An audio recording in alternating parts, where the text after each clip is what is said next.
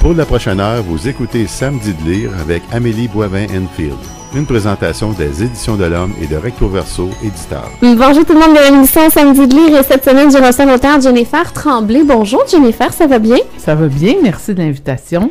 Et j'ai envie de te présenter à mes auditeurs. Alors, t'es née du côté de Forestville et t'aimais l'école quand t'étais petite, de ce que j'ai lu sur toi. Oui, j'adorais l'école, mais c'est le lieu où il y avait des livres, l'école. C'est le lieu où j'ai appris à lire, à écrire. J'adorais ça, surtout quand la maîtresse disait « On va faire une composition ». Ah oui? Ah oui, j'étais tout en joie, là. Fait que dès ton tout jeune âge, tu as commencé à écrire. Ah oui, mais j'ai appris à lire et à écrire très vite parce que ça m'intéressait, pas parce que j'étais une élève douée, là, pas du tout. J'étais dans la moyenne, mais j'aimais ça. Ouais, est-ce que tu rêvais de devenir écrivaine, d'avoir un ouvrage avec ton nom à toi dessus? Ben non, je rêvais pas à ça. Je rêvais d'être comédienne. Ah oui? Ouais. Puis à un moment donné, j'ai eu beaucoup de cousines, parce que moi, j'étais la première de la famille. Et dans les parties de famille, ben, elles en pouvaient plus parce que je voulais toujours qu'on fasse des pièces de théâtre. Puis là, je les mettais en scène, je leur disais quoi dire, j'inventais une histoire. Elles en pouvaient plus, mes pauvres cousines. Non, elles me trouvaient vraiment pénible parce qu'elles avaient pas du tout... tu sais, ça les intéressait pas, ces choses-là. Mais là, je me suis rendu compte que j'avais un intérêt de ce côté-là, mais j'en voyais pas beaucoup de théâtre parce que, bon, Forestville, là, faut se situer, hein, c'est sur la Côte-Nord, c'est à 700 km au nord-est de Montréal. Le côté culturel, c'est plus difficile. Peut-être moins aujourd'hui, parce qu'aussi, les gens circulent, ils vont voir des spectacles à Bécomo et tout, mais moi, quand j'étais petite, il y avait pas de librairie. Les spectacles qu'on avait, c'était peut-être une fois par année à l'école. Tout à coup, il y avait une troupe de théâtre qui débarquait, mais c'était pas toutes les années, donc c'était rare, tu sais. Et on s'étonne quand je raconte... Non, je suis née en 73, tu sais, j'ai 41 ans, donc déjà, ma mère allait plus à l'église, mes grands-parents y allaient plus, bien après la Révolution tranquille. Et moi, j'y allais beaucoup à l'église parce que c'était là que j'entendais...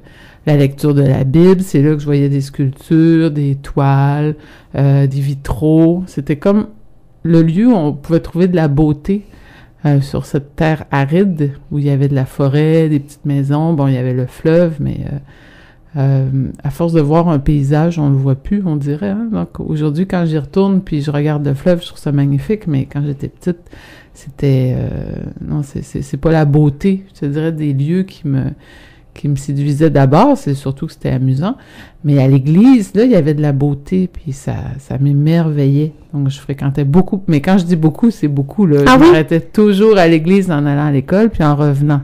OK. Je rentrais, c'était toujours ouvert. C'est pas fermé. Aujourd'hui, les églises sont toujours verrouillées, mais pas à Forestville, pas à mon époque. Donc, je rentrais à n'importe quand dans l'église.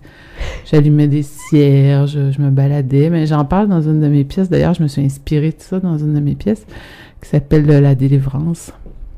Fait que le curé te connaissait bien, là. Ah oui, c'est sûr. Mais il est encore vivant. Ah oui? Mais oui, il a lu mes pièces et tout. Oui, c'est drôle. Oui, il est très vieux. Antonio Laflamme. Et tu parles de pièces de théâtre, t'en as écrit 3? Oui. La Liste, ça a commencé cette affaire avec La Liste en 2000, qui a joué au Théâtre d'aujourd'hui, qui a été monté au Théâtre d'aujourd'hui en 2010. Qui a été joué partout, dans plusieurs langues? Oui, plusieurs langues, présentement en portugais au Brésil, en anglais à Vancouver, puis en français en France. Prix du gouverneur général du Canada aussi? Oui, en 2008. Et c'est la tournée, parce qu'en 2010, bon, il y a eu la production Théâtre d'aujourd'hui. Cette production-là a fait une longue tournée à travers le Québec et le Canada. Puis des fois, j'accompagnais Sylvie dans certaines villes. On avait des discussions avec le public. Puis parfois, le public me disait « On va encore l'entendre, cette femme-là. Es-tu sûr qu'elle n'a pas autre chose à nous dire? » Et j'ai réfléchi à mon affaire, puis j'ai eu des idées. Alors, c'est devenu une trilogie que j'ai appelée « Mère, trilogie pour une actrice ». Le Carrousel a été monté il y a 1 an au Théâtre d'aujourd'hui et est en tournée présentement. Ben, en fait, la tournée est interrompue pour quelques mois, mais elle recommence au printemps, avril-mai, à travers le Québec. Et La délivrance, c'est étrange parce que, bon, on sait pas trop en français ça va être monté quand, mais ça va être d'abord monté en anglais, en Écosse. Oui, c'est ça, au Festival Fringe. Oui. Tu sais, les Écossais, les Irlandais, les Québécois, on s'entend bien. En tout cas, au niveau du théâtre, là, ça passe bien. Il y a beaucoup de textes qui sont montés ici, qui viennent de là-bas et vice-versa.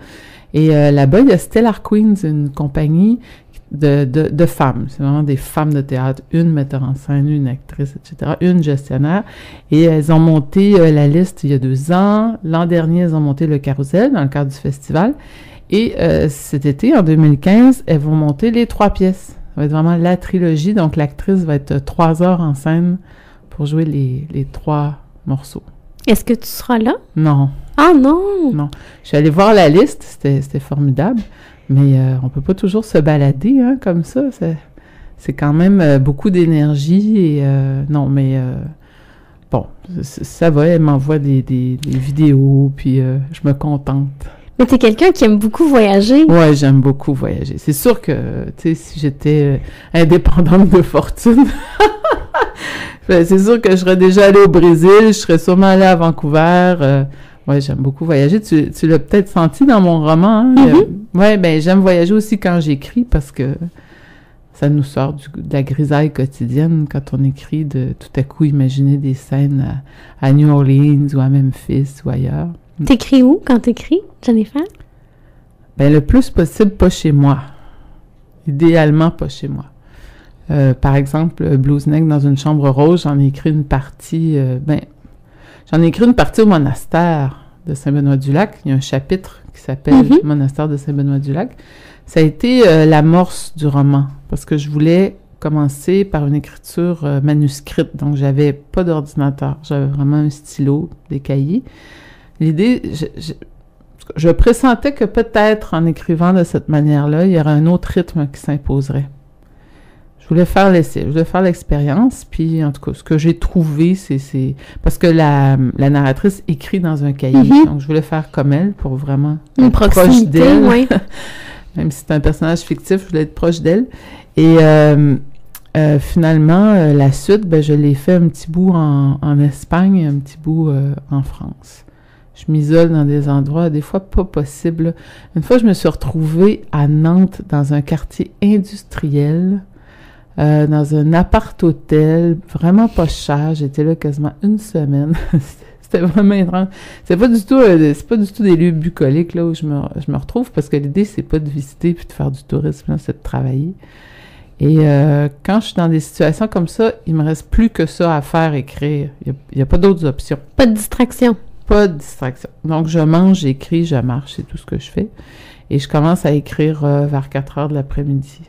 Puis, je file comme ça jusqu'à minuit, 1 heure, parce que le matin, ça sert à rien. J'arrive pas. Je t'en parle parce que ça m'étonne. Là. Je suis dans l'étonnement. J'en parle à plein d'auteurs. Puis la plupart des auteurs, ils se lèvent, ils commencent à écrire. C'est le matin que ça se passe. Ah, mais ça dépend. Il y en a certains qui écrivent de soir. Oui, comme Simon Boulris, il écrit que le soir, Simon. Ah bon, ben, il faudra que je lui en parle. Je vais me sentir moins seule. Je me sentais comme une bibite. Ouais. Non, ça commence à 4 heures, moi. Tu sais que vraiment, j'existe à 4 heures. Là. Ça commence à se réchauffer. Puis ça file jusqu'à minuit, 1 heure du matin. Est-ce que tu as besoin de musique ou de tranquillité pour écrire? Ça dépend, mais pour Bluesnègre, il fallait absolument de la musique. Parce que c'est un peu triste, quand même, comme roman. On aurait dit que la musique me permettait de ne pas me laisser aspirer totalement par la tristesse. Et en particulier, en Espagne, c'est l'ami d'un ami qui m'a prêté un appartement sur le bord de la mer. Tu sais, le paysage était beau, mais l'appartement, c'était difficile, très, très difficile, parce que tout était blanc. C'était très, très froid. Puis je me suis rendu compte après que c'était l'appartement de gens en deuil, mais profondément en deuil. Donc l'ambiance dans cet appartement, c'était lourd. Malgré tout le blanc, tout était blanc, les meubles, les murs, la lingerie. Vraiment, c'est impressionnant. Je t'avoue, là, c'était digne d'un roman de Stephen King. Peut-être que ça t'inspirera autre chose? Peut-être, c'est très possible. Et là, j'avais vraiment besoin de musique. Et tout ce que j'avais avec moi, parce que mon iPod était mort, parce que, en tout cas, pour toutes sortes de raisons pas intéressantes, tout ce que j'avais avec moi, c'était un disque de Vincent Vallière. Et j'ai mis ça à fond la caisse. J'ai fait tourner ça à fond la caisse pendant 1 semaine. Je connais le disque par cœur. Et c'est ça qui me permettait d'écrire. Étrange, hein, parce que ça n'a rien à voir avec le style du roman. Puis en plus, c'est du blues, le roman. Mes personnages sont dans le blues, ils jouent du blues. Mais moi, j'écoutais Vincent Vallière. Et j'écrivais Blues Neck dans une chambre rose. C'est drôle! Voilà. Puis finalement, c'est devenu mon ami, Vincent Vallière. Ben, un ami, pas dans la vraie vie, mais dans ma tête, parce qu'il m'accompagnait tout le temps. Tu sais. J'ai l'impression de le connaître. J'ai l'impression qu'on a des vieux chums. Mais on le dira à Vincent, justement, que ça t'a inspiré. Tu le connais, toi? Ben, je l'ai rencontré à plusieurs reprises pour le travail. Je vais peut-être lui envoyer un petit courriel en disant qu'on a parlé de lui puis qu'il t'a inspiré pendant ton... Ben oui, pourquoi pas? Pourquoi pas? Parlons-en, justement, de ce roman Blues Neck dans une chambre rose. Est-ce que tu veux un peu raconter l'histoire aux auditeurs, l'histoire de Fanny? Oui, ben Fanny Ardant, c'est une fille de la Gaspésie. Ardant, j'ai dit Ardant, c'est drôle. Fanny Murray, pourquoi? C'est vraiment drôle, Fanny Ardant. Oui, je sais pourquoi j'ai fait ce lapsus-là, parce que c'est un nom que j'aime beaucoup, Fanny Ardant, puis je me suis inspirée de ça pour la nommer. Mais Murray, c'est un nom qui sonne plus anglophone. Il y en a des Murray en Gaspésie, sur la Côte-Nord.